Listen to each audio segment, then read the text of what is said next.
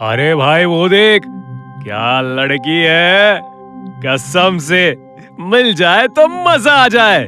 राजन और सत्यम एक शाम पार्क में टहल रहे थे। तभी उन्हें एक बहुत सुंदर लड़की दिखती है और राजन उससे पूरी तरह मोहित हो चुका था। हाँ यार, लड़की तो अच्छी है, लेकिन तेरे मन में क्या चल रहा है? हाँ? तभी सत्यम को एक कॉल आता है और सत्यम कॉल पर बात करता हुआ पार्क से निकल जाता है। लेकिन दूसरी तरफ राजन अभी भी उस लड़की को घूर रहा था। राजन की वो शाम लड़की को घूरते हुए ही बीत गई। राजन रात भर उसी खूबसूरत लड़की के ख्यालों में खोया रहा। साथ ही साथ उसे इस बात का अफसोस भी था कि वो उस लड़की से बात नहीं कर पाया। अगले दिन जब राजन दोबारा उसी पार्क में गया तो इस बार भी उसे वही लड़की ठीक उसी जगह पर बैठी दिखी जहां पिछली शाम उसने देखा था। राजन उस लड़की के पास जाता है और उससे बात करने की कोशिश करता है। हाय, मैं राजन, यहीं पास में रहता हूं। और आपका नाम? राजन ने अपना इंट्रोडक्शन तो दे दिया था, लेकिन उस लड़की ने इस पर कुछ भी रिएक्ट नहीं किया और नॉर्मल रही। इसके कुछ देर बाद दोबारा से राजन ने उस लड़की को वही बात दोहराई, लेकिन इस बार भी बात नहीं बनी। राजन थोड़ा गुस्से से वापस पीछे की तरफ पलटा और वापस जाने लगा। बिरजू, अरे ओ बिरजू, रुको। राजन एकदम से खुशी के मारे पागल हो उठा और अगले ही पल उसने हैरानी से खुद से सवाल किया कि इस लड़की को मेरा पेट नेम कैसे पता, जबकि अभी तो मैं इससे पहली बार मिला हूँ। लेकिन राजन उस चीज को नजरअंदाज करता हुआ उससे बातें करने लगा। उस लड़की ने अपना नाम श्रुति बताया। दोनों अब हर शाम पार्क में मिलने लगे और आपस में दोनों की खूब बनने लगी। लेकिन अब राजन का वो हवसी कैरेक्टर और इंतजार नहीं करना चाहता था। इसी वजह से उसने एक शाम उस खूबसूरत लड़की के सामने शादी का प्रस्ताव रखा, जो खुशी खुशी बिना किसी झिझक के उस लड़की ने कबूल भी कर लिया। दोनों की शादी तो तय हो चुकी थी, लेकिन राजन उस खूबसूरत लड़की के प्यार में इतना डूबा था कि वो उस लड़की के बारे में उसका नाम श्रुति है इससे ज्यादा कुछ भी नहीं जानता था। एक सप्ताह के अंदर दोनों की शादी होनी तय थी। हर कोई राजन की इस जल्दबाजी से नाखुश था, लेकिन राजन को किसी के भी सजेशन से कोई फर्क नहीं पड़ने वाला था। बस कुछ दिन बाद राजन की शादी श्रुति से हो गई। श्रुति के घर से कोई भी नहीं आया था, जो थोड़ा अजीब था, लेकिन अब राजन की जिद के सामने किसकी चलनी थी। शादी होकर जैसे ही श्रुति ने घर की दहलीज पर अपना कदम रखा, तभी राजन के दोनों पालतू कुत्ते जोरों से भौंकने लगे। ऐसा लग रहा था कि वो किसी खतरे की तरफ संकेत कर रहे हैं। श्रुति भी उन कुत्तों को ऐसे घूर रही थी जैसे उसका बस चले तो वो तुरंत उन्हें निगल जाएगी। शादी को अब 10 दिन बीत चुके थे और आज 11वीं रात थी। पूरा गांव सुकून की वादियों में सो रहा था। तभी उस रात अस्तबल से गायों और बछड़ों के चिंगाड़ने की आवाज आने लगी। गांव के लगभग कुछ लोग जागे और अपने घरों से बाहर निकले। वो 4 लोग थे जो टॉर्च की रोशनी से अपने अस्तबल की तरफ जा रहे थे, जहां उन्होंने अपने गायों को बांधे रखा था। वो अपने अस्तबल के करीब पहुंचे तो उन्हें पायल और झुमके की आवाज सुनाई पड़ी। वो सभी एक बड़ी सी दीवार के पीछे छुप गए, लेकिन तभी उन्होंने जो नजारा देखा वो देखकर उनके तो होश उड़ गए। उन्होंने देखा इस गांव की नई दुल्हन और राजन की बीवी यानी श्रुति एक चुड़ैल का रूप लिए बछड़ों को नोच नोच कर खाए जा रही है। वो खून पीने में व्यस्त थी और साथ ही जानवरों के अंतड़ियों को खा खा कर उन्हें जमीन पर फेंक रखा था। वहां मौजूद उन चारों के रोंगटे खड़े हो गए और डर के कारण वो सभी लोग भागने लगे। इसी बीच उस चुड़ैल ने उन लोगों की मौजूदगी का एहसास कर लिया और बछड़ों के मांस को एक तरफ रखते हुए सीधे दीवार पर कूदी। उन चारों में से 3 तो भाग गए, लेकिन एक बदकिस्मती से वहीं फंस गया। मेरी असलियत को तूने एकदम करीब से देखा है, अब तेरा बचना तो असंभव है। अगली सुबह उस आदमी की लाश गांव के चौराहे पर लटकी मिली, जहां उसके जिस्म से दिल गायब था। इस घटना में एक और बात थी कि उसी रात वो चुड़ैल उन तीनों जो भाग निकले थे उनके सपने में भी आई थी, जहां उसने चेतावनी दी थी कि अगर उन्होंने उसकी असलियत किसी को भी बताई तो वो उन्हें भी भयानक मौत देगी। अब ये सिलसिला गांव में रफ्तार पकड़ने लगा। हर शनिवार की रात को गांव के जानवर तेज आवाज करने लगते और अगली सुबह सड़कों पर भयानक दर्द के साथ मरे मिलते। अब तक राजन को इस बात की कोई खबर नहीं थी कि गांव में हो रहे इस खौफनाक कांड को अंजाम उसकी सबसे भरोसेमंद यानी उसकी पत्नी ही दे रही है। भले राजन को श्रुति पर जरा भी शक नहीं गया था, लेकिन उसकी माँ को श्रुति में एक चुड़ैल साफ नजर आ रही थी। उसे लगभग यकीन था कि गांव में जो चुड़ैल हर शनिवार की रात अपना शिकार खोजती है और इस गांव को खंडर बनाने की कोशिश में है, वो कोई और नहीं बल्कि श्रुति ही है। राजन की माँ को श्रुति के बर्ताव से उस पर शक हो चुका था, जैसे सब्जी सेकंड्स में काट देना, खाना कुछ मिनटों में बना लेना, घर के एक कोने में बैठे होने के बावजूद पूरा काम कर लेना और कई बार काला जादू के सामान से खेलना। राजन की माँ को श्रुति का चेहरा दिन के हर पहर में अलग अलग दिखाई देता, जैसे सुबह इंसान जैसा, दोपहर तक एक बूढ़ी औरत, शाम और रात में उसकी माँ को श्रुति में एक खतरनाक चुड़ैल दिखती। एक रात राजन की बूढ़ी माँ अपने कमरे से बाहर पानी पीने के लिए आई तो वहीं उसे राजन के कमरे से कुछ अजीब आवाजें सुनाई देने लगी। राजन की माँ ने जब राजन के कमरे में झांका तो उसके होश उड़ गए, क्योंकि उसने देखा कि राजन की पत्नी श्रुति अब एक चुड़ैल थी और राजन के पैर के अंगूठे को चूस रही थी, शायद खून। ये देखकर राजन की बूढ़ी माँ ने अब ये फैसला कर लिया था कि कल सवेरे होते ही चाहे कुछ भी करके वो राजन को श्रुति की सच्चाई बताएगी। राजन की माँ अब अपने कमरे में चली जाती है, लेकिन उस चुड़ैल को इस बात की भनक लग चुकी थी कि उसे ऐसा करते राजन की माँ ने देखा है और वो उसकी असलियत जान चुकी है, तो उसका जिंदा रहना श्रुति के लिए खतरनाक साबित हो सकता था। इसके बाद श्रुति सीधा उसी बुढ़िया के कमरे में जाती है और एक भयानक आवाज के साथ उसकी गर्दन पकड़ लेती है। उस बुढ़िया की चीख निकल जाती है और इसके साथ ही राजन की आंख भी खुलती है और राजन कमरे से बाहर आते हुए सीधा अपनी माँ के कमरे में जाता है। ये तुम क्या कर रही हो श्रुति? क्या तुम पागल हो गई हो? छोड़ो माँ को। अब धीरे धीरे श्रुति का चेहरा बदलने लगता है, उसके बाल बढ़ने लगते हैं और उसके चेहरे पर झुर्रियां बढ़ने लगती है।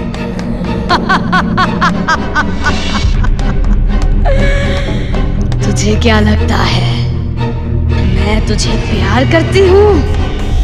नहीं, तू तो मेरा बस एक इस गांव में पहुंचने का जरिया था।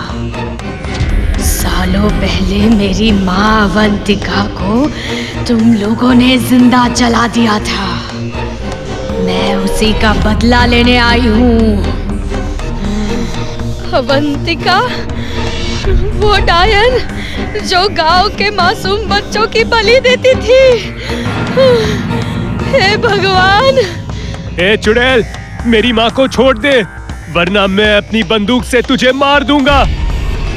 वो चुड़ैल राजन की माँ को एक कोने में फेंक देती है और सीधा राजन पर झपटती है। इसके बाद वो राजन के गले में अपने दांत गड़ा देती है और राजन की तड़प तड़प कर वहीं मौत हो जाती है। बुढ़िया को दिल का दौरा पड़ता है और उसकी भी मौत हो जाती है।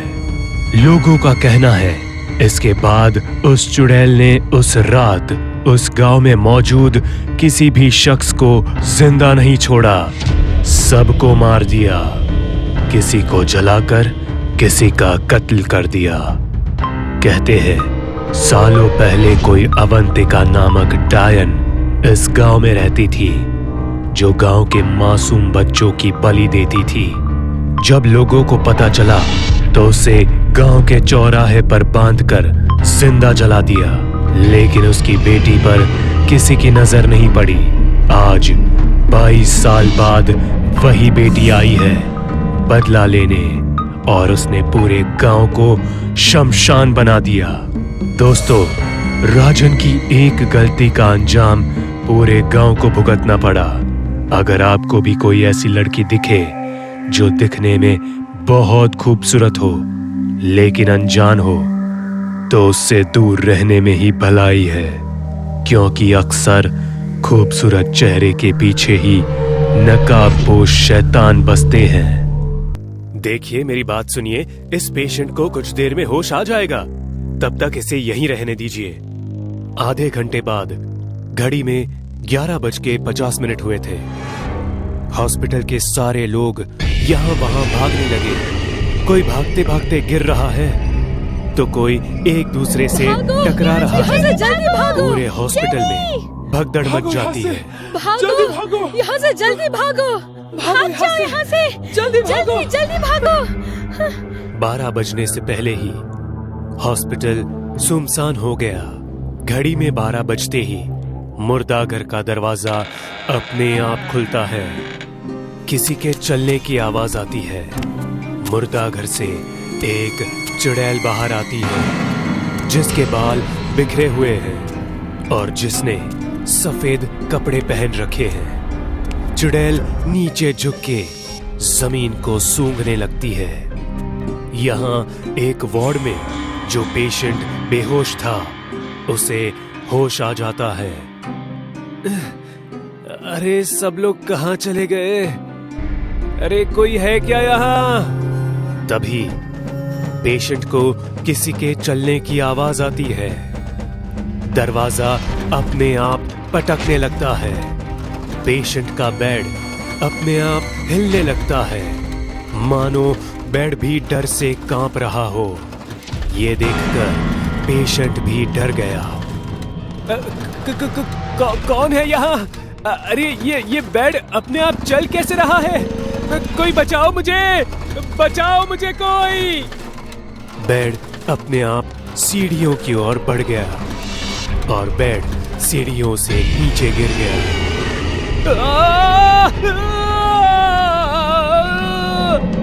उस पेशेंट को बहुत चोट आई थी।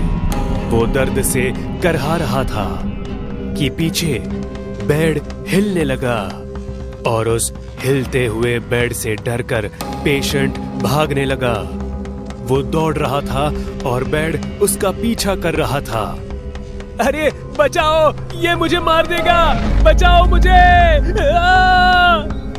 जैसे ही वो सामने देखता है, सफेद कपड़े में चुड़ैल खड़ी होती है। चुड़ैल को देखकर डर के मारे वो गिर जाता है और पीछे की ओर देखने लगता है। मुझे मत मारो, मुझे जाने दो। पेशेंट भागने की कोशिश करता है। चुड़ैल कूद के उसका पैर पकड़ लेती है। पेशेंट को घसीटते हुए मुर्दाघर के अंदर ले जाती है वो, और फिर उस पेशेंट की जोर से चिल्लाने की आवाज आती है।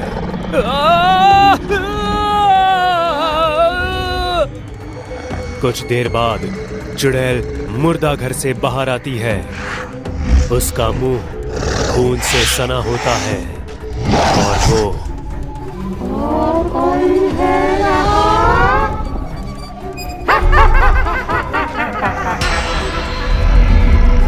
मुर्दा घर की तरफ देखकर जोर जोर से हंसने लगती है। ना जाने हम इस पेशेंट को हॉस्पिटल में कैसे भूल गए थे। आपके बोलने का मतलब क्या है डॉक्टर साहब? इस हॉस्पिटल में एक चुड़ैल है। जो कोई भी इस हॉस्पिटल में 12 बजे के बाद रहता है उसकी मौत निश्चित है। हर कोई यही बात कह रहा है, पर मुझे लोगों की बातों पे यकीन नहीं है। पर आप तो डॉक्टर हैं, आप ऐसी बातों पे कैसे यकीन कर सकते हो डॉक्टर साहब? अरे बहुत से ऐसे केस देखे हैं मैंने। भूतों के नाम से लोगों को मारकर उनके अंगों की तस्करी करते हैं हॉस्पिटल वाले। हम ऐसा कुछ नहीं करते। अगर आपको यकीन नहीं है तो 12 बजे के बाद इस हॉस्पिटल में रहकर देखिए। जो कुछ भी है आपको पता चल जाएगा। अब मैं चलता हूँ। डॉक्टर सही तो बोल रहा है। 12 बजे तक रुक ही जाता हूँ इस हॉस्पिटल में। सच सामने आ ही जाएगा। इतने लोग बोल रहे हैं, हो सकता है कि चुड़ैल सच में हो। और अगर सच में चुड़ैल हुई तो एक काम करता हूँ, हॉस्पिटल में मिनी कैमरा लगा देता हूँ और हॉस्पिटल के बाहर ओबी वैन में मैं बैठकर सब कुछ देख लूंगा। दूध का दूध और पानी का पानी हो जाएगा। जर्नलिस्ट छोटे छोटे कैमरास हॉस्पिटल में लगा देता है और अपनी ओबी वैन में बैठकर 12 बजने का इंतजार करता है। इतने सालों से हॉस्पिटल में सबकी जान जा रही है, आखिर ऐसा हो क्यों रहा है? आज सच्चाई सबके सामने आ जाएगी। जो भी सच हो, इस सच को सबके सामने लाने के लिए मेरा प्रमोशन पक्का है। 12 बजने ही वाले होते हैं। सब लोग हॉस्पिटल से बाहर भाग रहे होते हैं, पर वो जर्नलिस्ट वही हॉस्पिटल के कंपाउंड में ओबी वैन के अंदर बैठा था। वो स्क्रीन पर देखता है कि मुर्दा घर से एक चुड़ैल बाहर आती है, जिसका चेहरा बालों से ढका हुआ है। अरे ये कोई चुड़ैल है कि औरत? लगता है ये कोई जूनियर आर्टिस्ट है, भाड़े पे मंगवाई गई है। तभी चुड़ैल धीरे धीरे कैमरे के पास आती है और झटके से बाल ऊपर करती है। डरावनी शक्ल देखकर जर्नलिस्ट कुर्सी से नीचे गिर जाता है। चुड़ैल! जर्नलिस्ट इतना डर जाता है कि वो भागने की सोचता है, लेकिन जैसे ही वैन का दरवाजा खोलता है, चुड़ैल सामने खड़ी होती है और वैन के अंदर आ जाती है। जर्नलिस्ट दूसरा दरवाजा खोलने की कोशिश करता है, पर वो दरवाजा नहीं खुलता है। वैन के शीशे पर खून उड़ता है। अगली सुबह पुलिस जर्नलिस्ट की ये हालत देखकर हैरान है। पुलिस ने कल रात का रिकॉर्ड किया हुआ फुटेज भी देखा। कोई मुजरिम हो उसे पकड़ सकते हैं, पर ये तो भूत प्रेत का मामला है, इसमें हम कुछ नहीं कर सकते हैं। मैं समझ सकता हूँ सर, हमें कोई पहुंचा हुआ बाबा चाहिए। हॉस्पिटल वालों ने चुड़ैल को पकड़ने के लिए एक बाबा को बुलवाया। बाबा रात के 11:30 बजे हॉस्पिटल में आते हैं। अब आप ही हमारी हॉस्पिटल को इस चुड़ैल से बचा सकते हैं बाबा। मुझ पे विश्वास रख बेटा, सब सही होगा। जी बाबा। सब लोग हॉस्पिटल से बाहर निकलने लगे 12 बजने से पहले, लेकिन बाबा मुर्दा घर के सामने ही बैठकर मंत्रों का जाप करने लगते हैं। ओम त्र्यंबकम यजमाहि सुगंधित पुष्टिवर्धनम। चुड़ैल मुर्दा घर से निकली और बाबा को देखकर हंसने लगी। मानो कि बाबा के मंत्रों का कोई फर्क नहीं पड़ रहा था चुड़ैल को। बाबा जितने जोर से मंत्र पढ़ रहे थे, चुड़ैल उतनी जोर से हंस रही थी।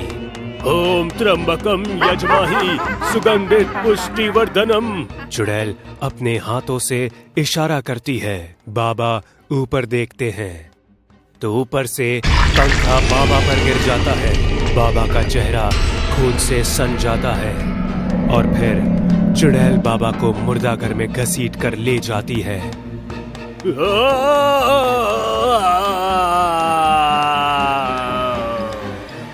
बाकियों की तरह चुड़ैल ने बाबा को भी अपना शिकार बना दिया।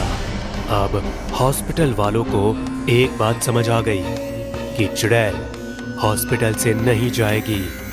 उन्हें ही 12 बजे से पहले हॉस्पिटल खाली करना होगा, वरना वो अपनी मौत के जिम्मेदार खुद होंगे।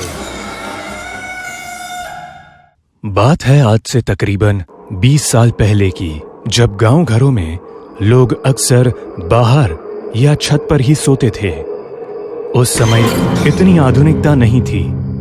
6 साल का शुभम अपने दादाजी के साथ घर के बरामदे पर सो रहा था। तभी उसे कुछ आवाज सुनाई दी। वो नींद से जाग उठा। उसे अपने से करीब 20 मीटर की दूरी पर एक सफेद साड़ी में औरत खड़ी दिख रही थी। उस औरत के बाल सिर से पांव तक थे, जिस वजह से उसका चेहरा ठीक से दिखाई नहीं दे रहा था। ऊपर से माहौल में घना कोहरा अंधेरा भी पसरा था। शुभम कुछ देर तक उस औरत को यूं ही अजीब तरीके से देखता रहा, पर फिर वो औरत शुभम को अपने पास आने का इशारा करने लगी। शुभम भी धीरे धीरे उसकी तरफ बढ़ने लगा और तभी वो औरत शुभम के चेहरे को छूती है और फिर उसे लिए कहीं बहती हवाओं के बीच गायब हो जाती है। अगली सुबह दादाजी अपने पास शुभम को नहीं पाते हैं तो उसे पूरे घर में ढूंढने लगते हैं। शुभम, बेटा शुभम, शुभम।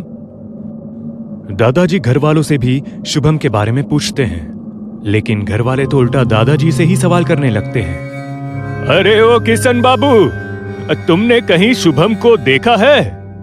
अरे कमाल करते हैं बाबूजी आप ही के साथ तो वो हर रात सोता है और आप हमसे ही सवाल कर रहे हैं। पता नहीं शुभम कहां चला गया, अब कहां ढूंढूं उसे।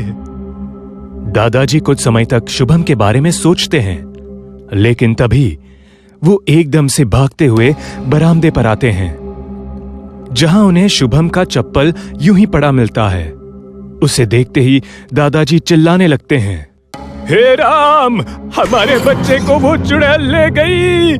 मैंने पहले ही मना किया था, छोटे बच्चों को बरामदे पर मत सोने के लिए भेजो, पर इस बूढ़े आदमी की बात कौन सुनता है। तभी वहां किसान भागते हुए आता है। अरे क्या हुआ बाबूजी, क्यों इतना हल्ला मचा रहे हो? शुभम गायब नहीं हुआ, बल्कि वो बांझ चुड़ैल हमारे शुभम को अपने साथ ले गई है। अरे क्या बाबूजी, बुढ़ापे में सठिया गए हो क्या? कुछ भी अनाप शनाप बके जा रहे हो। अरे तुम लोग बेवकूफ हो और रहोगे। तुम लोगों को क्यों नहीं समझ आता कि वो बांझ चुड़ैल वापस इस गांव में लौट आई है, अपना 27 साल पुराना बदला पूरा करने। घर के सभी लोग बहुत परेशान थे और भागते हुए बाहर की तरफ आते हैं। वो सब मिलकर शुभम को पूरे गांव में ढूंढते हैं, पर उन्हें वो कहीं भी नहीं मिलता। अरे कोई मेरी बात क्यों नहीं सुन रहा? तुम लोगों को क्यों नहीं समझ आता कि शुभम गांव में नहीं खोया है, बल्कि उसे उस कलमुही ने अपने सुरंग में छिपा रखा होगा। तुम सबको वहां जाना चाहिए। अरे सुनिए आप लोग, मुझे लगता है बाबूजी ठीक कह रहे हैं। ऐसा हो सकता है कि हमारा शुभम सच में किसी चुड़ैल डायन के पास हो। अरे क्या सरिता, तुम भी बाबूजी की बातों में आ गई। हम लोग अपना वक्त बस जाया करेंगे। जी कोशिश करने में क्या जाता है। मैं आपसे विनती करती हूँ, अपने बच्चे के खातिर एक बार हमें दादाजी की बताई हुई जगह पर चलकर देखना चाहिए। फिर सभी लोग दादाजी की बताई हुई जगह के लिए निकलते हैं। उन्हें पहुंचते पहुंचते शाम हो चुकी थी और आखिरकार वो लोग एक सुरंग के पास जाकर रुकते हैं। गांव के कुछ और जानकार भी उनके साथ थे। इस सुरंग को खोदना चालू करो। इसे तब तक खोदते रहो जब तक इसके नीचे से खून की बूंदें और चीखें ना सुनाई पड़ने लगे। बाबूजी, मुझे लगता है सच में आप बुढ़ापे में सठिया चुके हो। आपको क्यों समझ नहीं आ रहा कि ऐसा सब करने से कुछ नहीं होने वाला। इससे अच्छा है कि हम अपने बच्चे को खोजें। किसान, चुपचाप इन्हें अपना काम करने दो। बीच में दखल अंदाजी किए तो जो भी होगा उसके जिम्मेदार तुम होगे।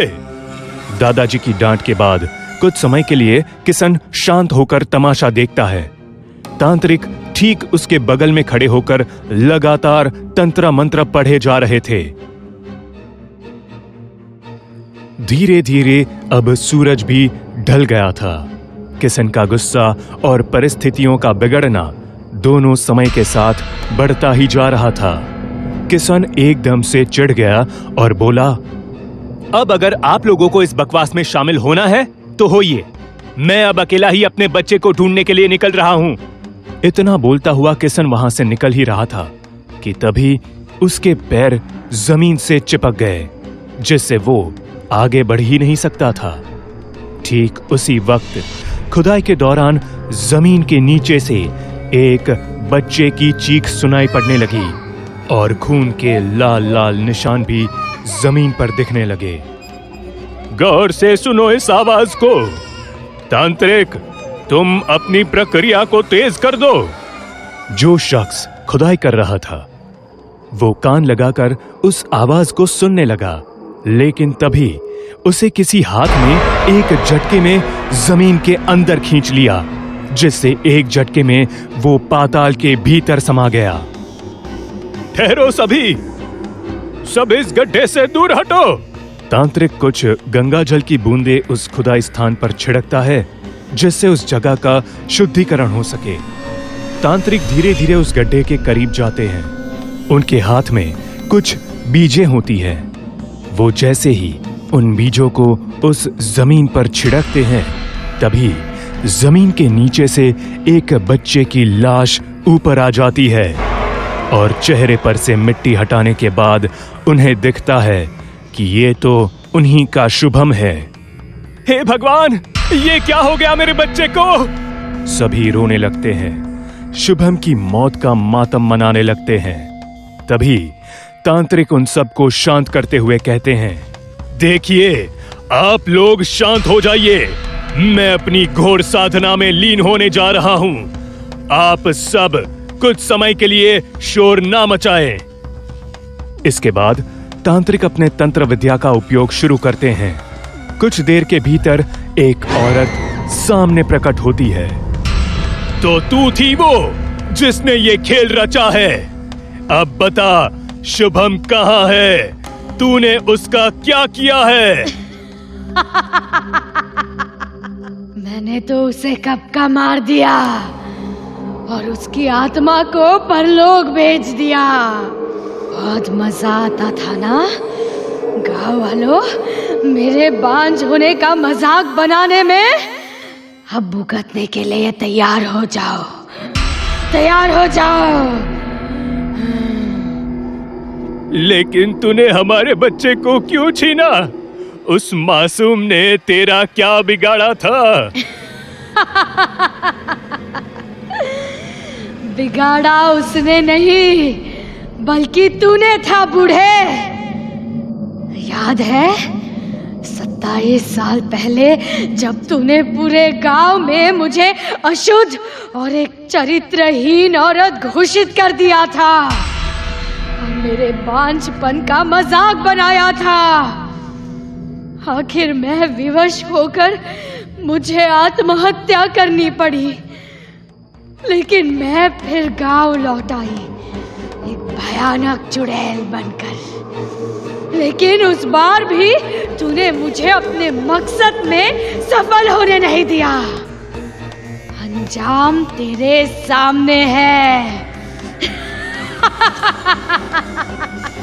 अरे अगर बदला ही लेना था तो मुझसे ले लेती। मेरा पोता तो बेचारा बेकसूर था। बदला तो मैं तुझसे ही लेने आई थी। मेरे मरने के अगले दिन सबसे पहले मैं तेरे ही लड़के को उठाने आई थी, लेकिन खुशकिस्मती से वो बच गया। लेकिन आज मेरा मकसद कामयाब हो गया। इतना कहते हुए वो चुड़ैल हवाओं में ना जाने कहां गायब हो गई। किशन समेत पूरा परिवार फूट फूट कर शुभम की लाश पर रोने लगा। इसी के साथ कहानी का यही अंत होता है।